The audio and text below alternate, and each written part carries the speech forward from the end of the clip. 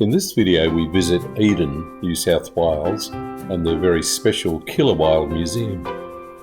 Eden is on the Sapphire Coast of New South Wales and is the last town before crossing into Victoria.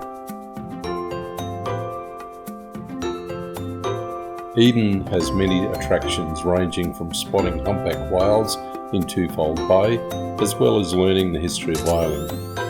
The town is 478 kilometres south of the state's capital Sydney and is built on undulating land adjacent to the third deepest natural harbour in the southern hemisphere.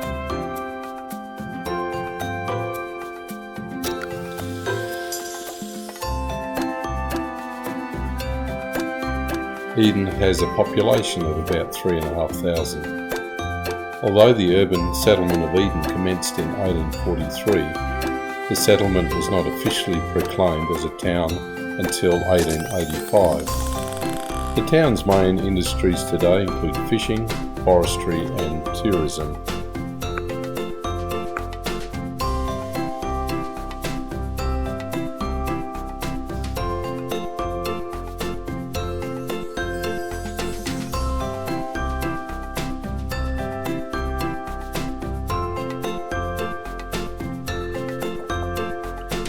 Whaling ships have been operating in the Eden area since 1791. George Bass first took shelter in Twofold Bay on the return leg of a voyage to Van Diemen's Land in February 1798.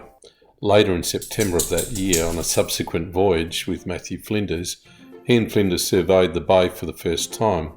They also made first contact with the local Tharwa Aboriginal people on this occasion. First whaling station for shore whaling was established in the area by John Rains in 1828.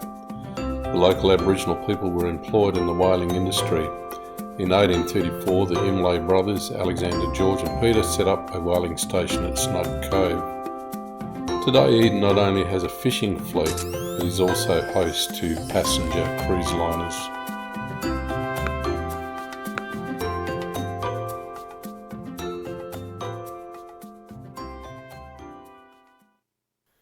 Eden's Killer Whale Museum was originally built in 1931 to house the skeleton of the Orca Old Tom and tell the story of Old Tom and the other killer whales of Eden. Eden's shore-based whaling industry operated from the early 1800s through to 1930s. As you enter the museum, view the gift shop where you can purchase your tickets. The museum has a good collection of books and pamphlets regarding whaling and the history of Eden. As you enter the museum, the first exhibit you come across is Old Tom's skeleton. The early whalers quickly learnt from the Yuin Aboriginals who were employed on the boat crews that the killer whales, the orcas, were not a threat but willing to help. They would help trap the humpback whales that entered Twofold Bay for the whalers to harpoon them. The orcas were willing to work as long as they were rewarded with the prize pieces of the humpback carcasses. Old Tom measured 22 feet and weighed 6 tons. He was the best known of the killer whales. He was the leader of one of the pods that herded passing whales into the bay. He would alert the whalers and would take part in the chase. He would swim to the mouth of the Kia River and flap his tail to signal the presence of a whale. On occasions he would go with the boats during a chase and often take the rope in his mouth and tow the vessels. He had a sense of humour. On occasions, he would hold the rope for a tow by the injured whale. He passed away in 1930. Two local residents, George Davison and J. Logan, prepared his skeleton for public exhibition.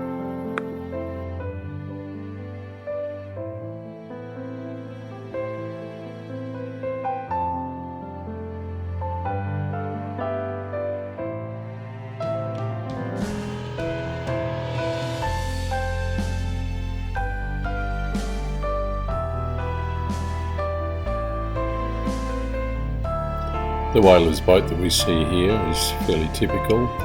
There would be 6 crew, there'd be the steerer, the harpoonist, and the rest would be rowing. Eden whaling was off the shore, no big ships, and here we see a display of the two major families that were involved in setting up these shore whaling stations.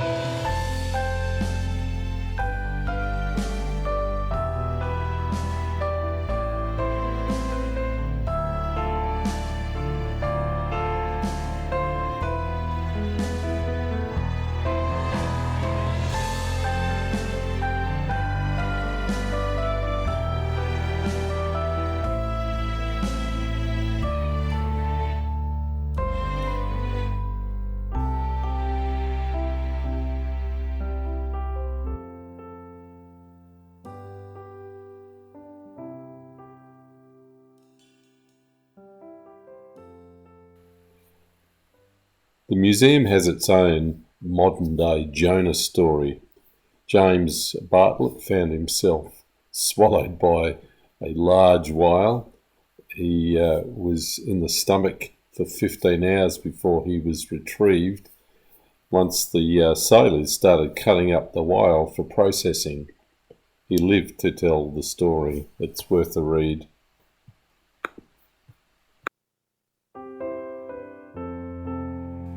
The museum also has a section on the timber industry.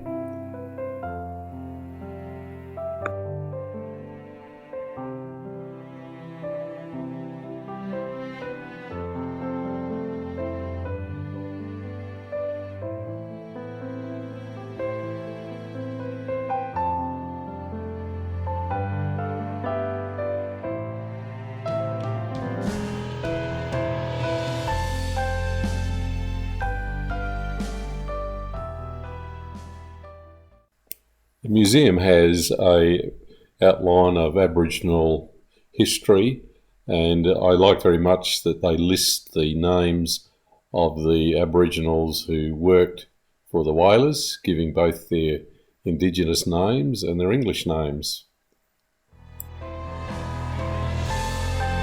The museum opens each day at 9:15, costs $10 for adults and $2 for children.